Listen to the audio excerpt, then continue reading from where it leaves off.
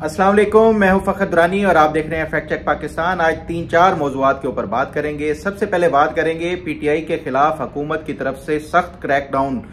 शुरू किया जा चुका है, इसकी तफसीलात क्या हैं, इसके ऊपर बात करेंगे। दूसरे नंबर पे बात करेंगे इमरान खान की 7 मुकदमात में गिरफ्तारी डाल दी गई है, तफसीलन इस हवाले से भी बात होगी। और तीसरे नंबर पे बात करेंगे हफ्ता और इतवार के दिन वीपीएन की बंदिश और उसके साथ साथ इंटरनेट सर्विसेज की जो तातुली का शिकार हुए, इसकी वजूहात क्या है, क्या फायरवॉल जो हुकूमत की तरफ से लगाया गया है वो तजर्बा नाकाम हुआ है या उसकी कुछ और वजूहात हैं, तफसीलन इस हवाले से भी बात होगी। और चौथे नंबर पे बात करेंगे इन नेगेटिव खबरों के अलावा एक पॉजिटिव खबर पंजाब हुकूमत की तरफ से सूबे भर में इलेक्ट्रिक बसेस चलाने के हवाले से बाकायदा तौर के ऊपर इसकी मंजूरी दी गई है। इसकी तफसीलात क्या है वो भी शेयर करेंगे। सबसे पहले बात कर लेते हैं पीटीआई के खिलाफ क्रैकडाउन के हवाले से। ये एक्सपेक्टेड था कि जिस तरह 9 मई के हवाले से था पीटीआई की तरफ से जब ये शुरू की गई थी 9 मई के कार्रवाइयाँ, उस टाइम कोई भी ये तवक्को नहीं कर रहा था कि इस कदर उसका सख्त रिएक्शन होगा, खासतौर के ऊपर जिस तरह पीटीआई के वर्कर्स को पकड़ा गया और उसके साथ साथ जो पीटीआई के रहनुमा जो कि एक्टिवली जिन्होंने पार्टिसिपेट किया था 9 मई के मुकदमात में, उनके खिलाफ जो मुकदमात और अभी तक ताहाल वो जेल में है, चंद एक जो है वो रिहा हुए, अदरवाइज चाहे वो हसन न्याजी हों, एजाज चौधरी हों, उमर सरफराज चीमा हों, डॉक्टर यास्मीन राशिद हों, इस तरह के जितने भी जो एक्टिव थे जिन्होंने हिस्सा लिया था 9 मई के मुकदमात में, वो अभी तक जेलों में हैं। लोग ये पूछते हैं कि 9 मई के मुकदमात में सजा क्यों नहीं हुई और ये कि लोगों को पकड़ा क्यों नहीं गया। और साथ साथ ये भी सवाल पूछा जाता है कि अगर 9 मई में पीटीआई मुलव्वस थी तो फिर लोगों से प्रेस कॉन्फ्रेंसेस करके उनको दूसरी पार्टियों में क्यों शामिल नहीं किया गया। मैं हमेशा से यही मेरा जो है वो बताता आया हूं कि जो लोग जिन्होंने एक्टिवली लीड किया था 9 मई के दिन प्रोटेस्ट को, वो कोई भी ना उनसे कोई प्रेस कॉन्फ्रेंस करवाई गई और ना ही वो उनको अभी तक जो है वो गिरफ्तार ही हैं। लेकिन जो बाकी पार्टी में जिनकी जो मेंबरान थे, जो अरकान थे, उनसे अलबत्ता पार्टी जो छुड़वाई गई थी, वो भी उसकी रीज़न सबको पता है कि पीटीआई का जो अब ये रियासत की तरफ से ये एक फैसला कर लिया गया है और सोचा गया है कि पीटीआई के साथ नहीं चला जा सकता। और ये जो लोग तवक्को करते हैं कि इमरान खान कोई फिर से एक बार आएंगे और हुकूमत करेंगे, फिलहाल जो मौजूदा मिलिट्री इस्टेब्लिशमेंट है और इवन जो फोरसीएबल जो फ्यूचर है उसकी जो आगे जो मिलिट्री इस्टेब्लिशमेंट की लीडरशिप है, उन्होंने ये सबक सीख लिया है कि इमरान खान के साथ किसी सूरत भी ना तो उनके ऊपर कोई भरोसा किया जा सकता है और ना ही उनको कोई इतना बड़ा इस तरह का ओहदा दिया जा सकता है कि वो दोबारा से वजीर आजम बने। बहरहाल पाकिस्तान है, यहाँ पे कुछ भी किसी भी वक्त हो सकता है, ताहम जो बज़ाहिर और अपेरेंटली नजर आता है वो यही है। तो ये जो 9 मई के हवाले से जो जिस तरह की कार्रवाइयाँ की गई थी, अब जो मेरी इतलात हैं कि हुकूमत पाकिस्तान और उसके साथ साथ जो रियासत है या इस्टेब्लिशमेंट है, उन्होंने ये फैसला किया है कि जितने भी पीटीआई के एक्टिव लोग थे जिन्होंने 24 नवंबर की फाइनल कॉल में पार्टिसिपेट किया और उसके साथ साथ वो जो डी चौक तक पहुंचे थे, उन सब के खिलाफ कार्रवाई की जाएगी। और इस हवाले से बाकायदा तौर के ऊपर पुलिस की मुख्तलिफ टीमें ना सिर्फ ये कि गिरफ्तारियां कर रहे हैं उन तमाम वर्कर्स की, और उसके साथ साथ जो लोगों को ट्रेस भी किया जा रहा है। जो मेरी इतलात हैं इस हवाले से, जो मेरे ज़राए ये बताते हैं कि हुकूमत ने जिस दिन ये 26 नवंबर को ये हुकूमत की तरफ से एक तो जो ऑपरेशन किया गया था और जो पीटीआई की तरफ से जो वर्कर्स की तरफ से धावा बोला गया था, उन तमाम का जो रिकॉर्ड है वो हासिल किया जा रहा है। वो रिकॉर्ड किस तरह हासिल किया जा रहा है, उसके लिए एक तो टेक्नोलॉजी की मदद से और दूसरा जियो फेंसिंग की मदद से हुकूमत वो तमाम जो रिकॉर्ड है वो मुरतब कर रही है। और इस हवाले से जियो फेंसिंग बाकायदा की गई है कि ये जो डी चौक से लेके जो जिना एवेन्यू था, उस पूरे रेडियस में जितने भी उस टाइम जो एक्टिव मोबाइल फोन्स थे, उन सब का रिकॉर्ड हासिल किया गया है और उनकी बुनियाद के ऊपर लोगों को ट्रेस किया जा रहा है, उनको पकड़ा जा रहा है और क्रैकडाउन शुरू हो चुका है।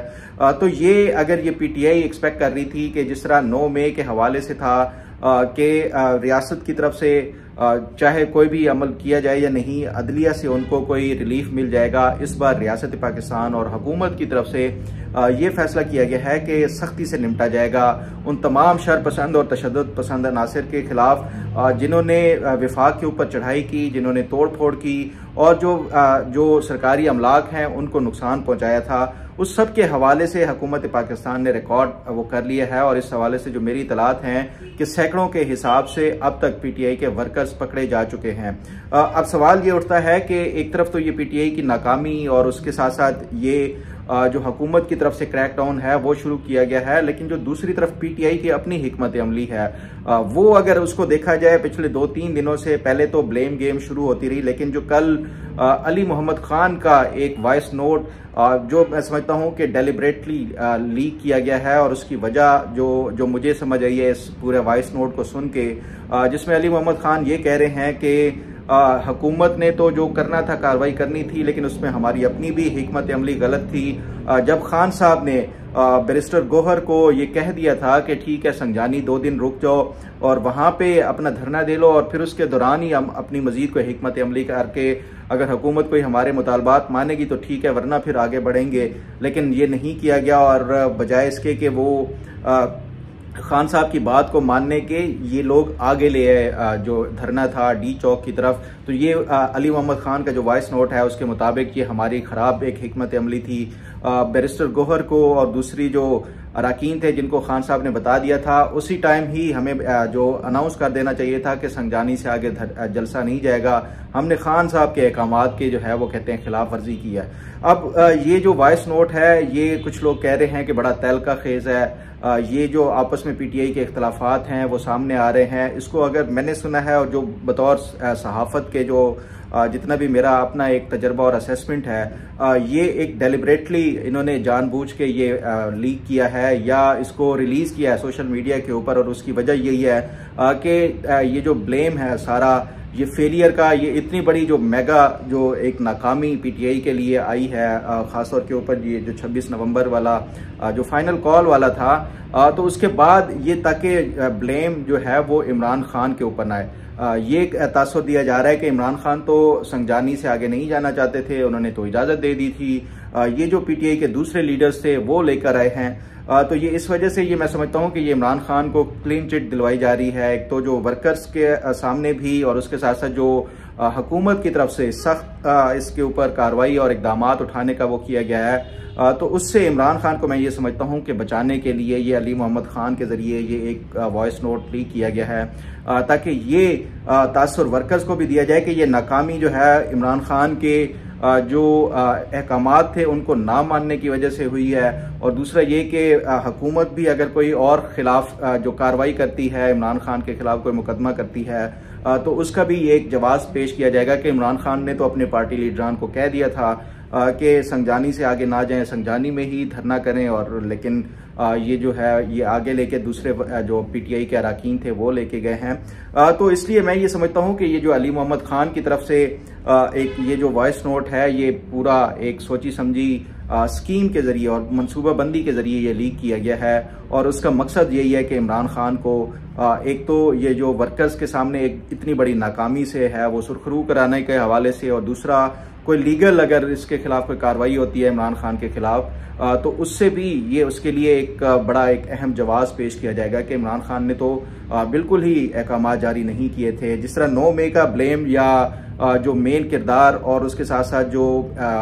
जिसको मास्टरमाइंड कहते हैं वो इमरान खान को कहा जाता है, ये 24 नवंबर वाले जो एक हमला था जो विफाक के ऊपर, उसके ऊपर इमरान खान को ताकि ये करार ना दिया जा सके मास्टरमाइंड, इसलिए ये सारा कुछ किया गया। और ये मेरी अपनी असेसमेंट है। मैं ये समझता हूँ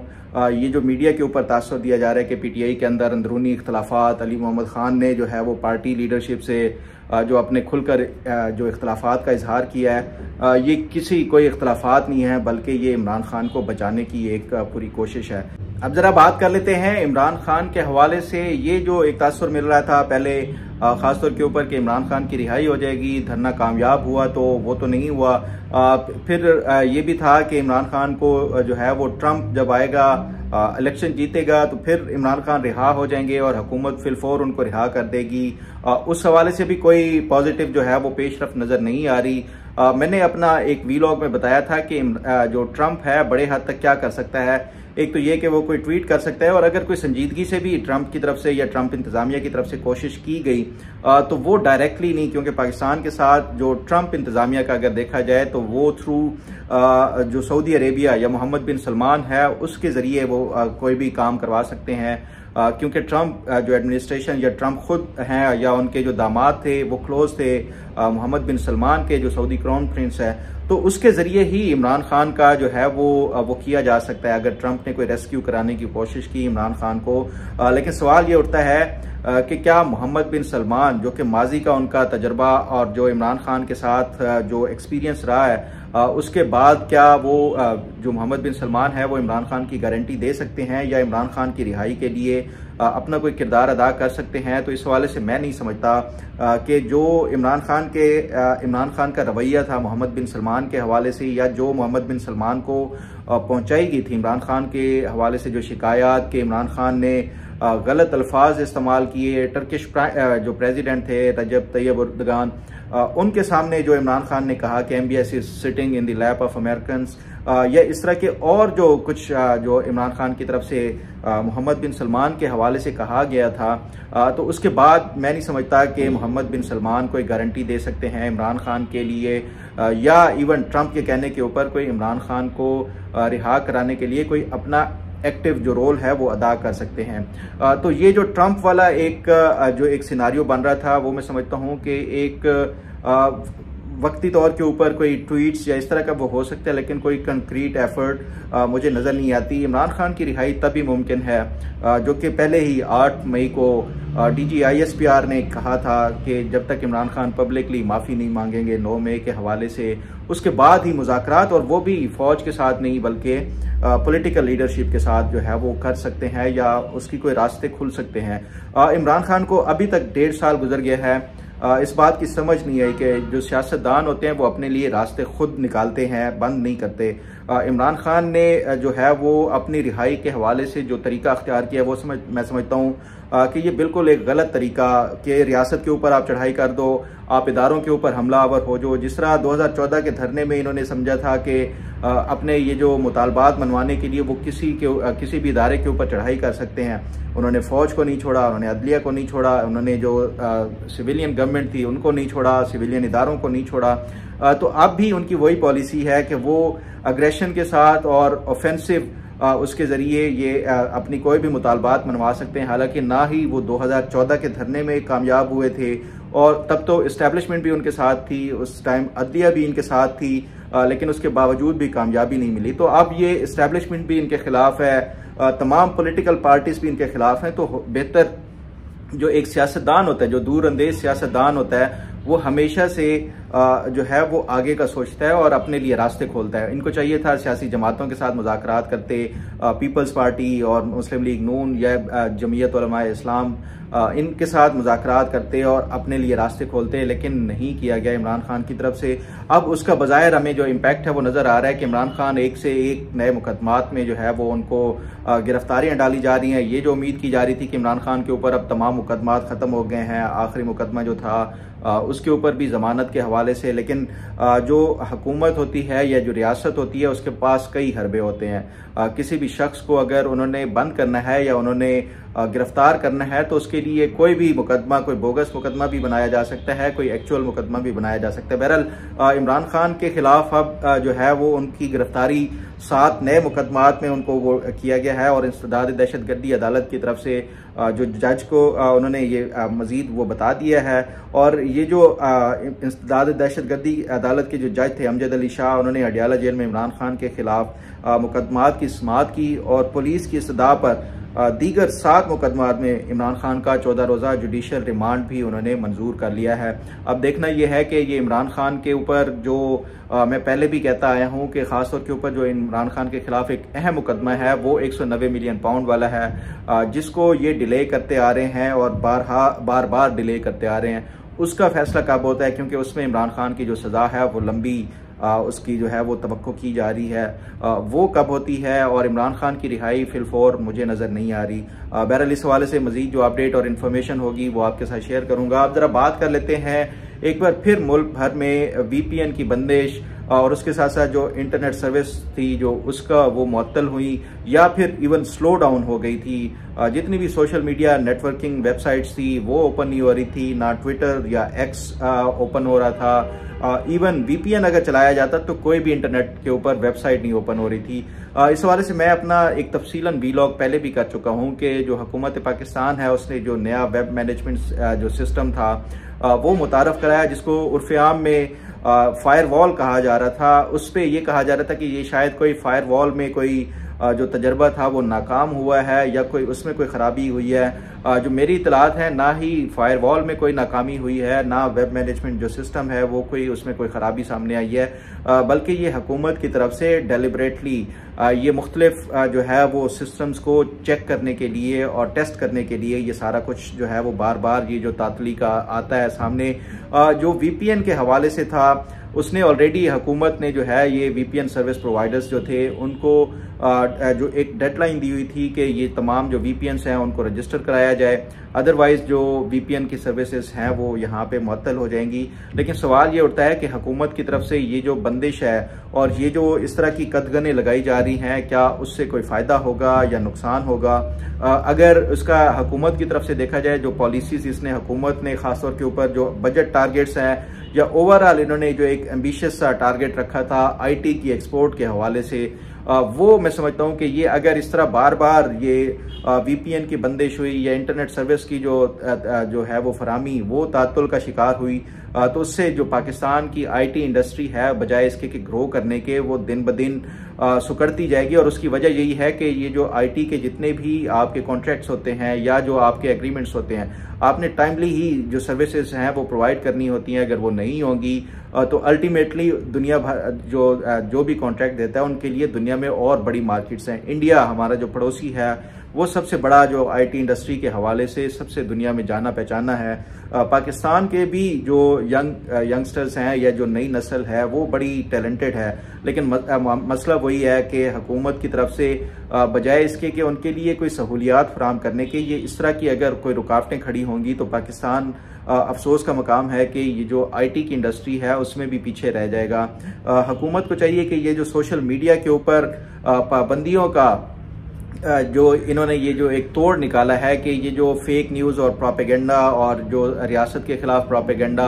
और रियासती इदारों के खिलाफ जो प्रोपेगेंडा किया जाता है, उन्होंने इनका जो सीधा सादा सा जो एक तोड़ निकाला है कि ये पूरा इंटरनेट बंद कर दो, तमाम सोशल नेटवर्किंग वेबसाइट्स बंद कर दो। ये मैं नहीं समझता कि ये कोई काबिल अमल हल है इसका। हुकूमत को चाहिए कि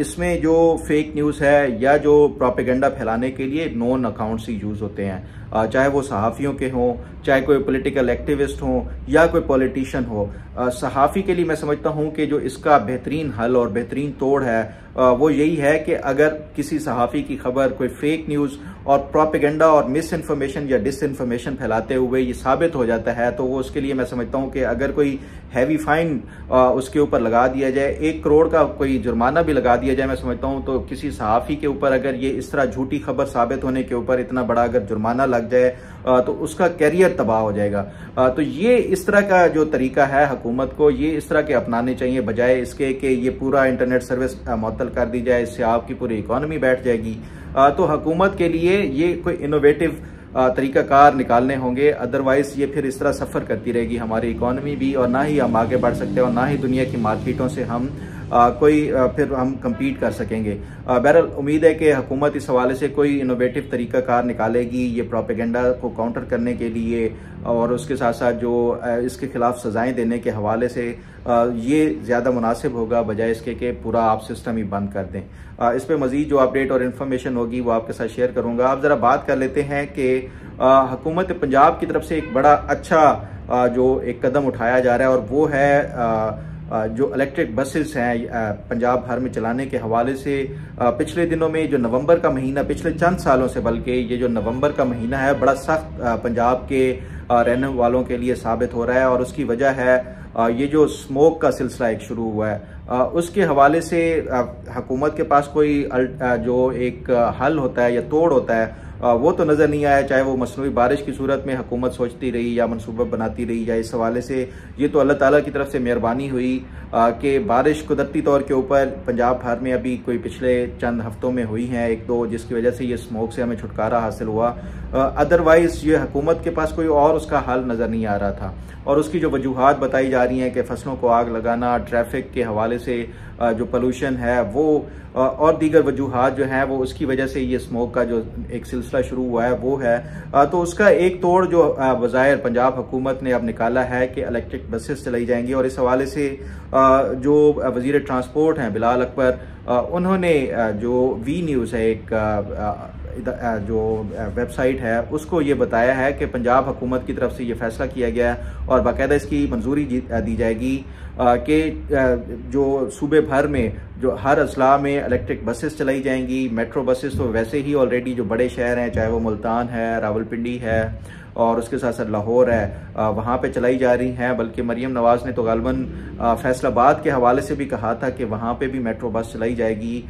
उसका अभी ताहाल नहीं पता। ताहम ये जो इलेक्ट्रिक बसेस चलाने के हवाले से एक फ़ैसला किया गया और इस हवाले से ये बताया जा रहा है कि 680 इलेक्ट्रिक बसेस जो हैं वो नई मंगवा रही है पंजाब हुकूमत। और उसमें से आधी तकरीबन जो बसेस हैं वो लाहौर शहर के लिए और लाहौर के लिए होंगी, और उसके अलावा जो बाकी आधी होंगी वो सूबे भर के दीगर जो अजला हैं उनके लिए वो की जाएंगी। इलेक्ट्रिक बसेस से गो के इसमें कोई शक नहीं है कि जितनी ज़्यादा ट्रांसपोर्ट है या जो ट्रैफिक है वो कम होगी तो उतना ही ज़्यादा जो पोल्यूशन है वो भी कम होगा। तो ये हर ज़िला में हुकूमत को वो करना चाहिए। ये अच्छे जो इकदाम हैं और शहरियों को सहूलियात के हवाले से मैं समझता हूँ कि सिर्फ पंजाब ही नहीं बल्कि जो दीगर सूबे हैं उनको भी इसके ऊपर अमल दरामद करते हुए लोगों को सहूलियात देनी चाहिए। ख़ासतौर के ऊपर खैबर पख्तूनख्वा के हवाले से भी जो अली अमीन गंडापुर हर गुजरते दिन जो सरकारी वसाइल हैं वो वफाक के ऊपर चढ़ाई में वो ज़ाय कर रहे हैं, इसकी बजाय वो अगर आवाम को सहूलियात दें और वहाँ पे जो लॉ एंड ऑर्डर की सिचुएशन है, ख़ासतौर के ऊपर जो कुरम एजेंसी में पिछले चंद दिनों से दोबारा से एक बार फिर जो वहाँ पे वाक़यात हो रहे हैं बड़े अफसोसनाक, वहाँ पे इनको तवज्जो देनी चाहिए अली अमीन गंडापुर को। और जो बाकी भी सूबाई हुकूमतें हैं अपनी अपनी आवाम के ऊपर अगर तवज्जो दें तो मैं समझता हूँ कि जो लोगों का ट्रस्ट है या एतमाद है सियासतदानों के ऊपर वो एक बार बहाल होगा। और जब तक ये सियासतदानों के ऊपर लोगों का ट्रस्ट और एतमाद बहाल नहीं होगा तब तक पाकिस्तान में जमहूरियत मजबूत नहीं होगी। और इसी तरह गैर जमहूरी जो इदारे हैं वो डिक्टेट करते रहेंगे सियासतदानों को और जमहूरी इदारों को। उम्मीद है आपको आज का प्रोग्राम भी पसंद आएगा। अल्लाह ताला आपका हामी और नासिर हो। अल्लाह हाफिज़।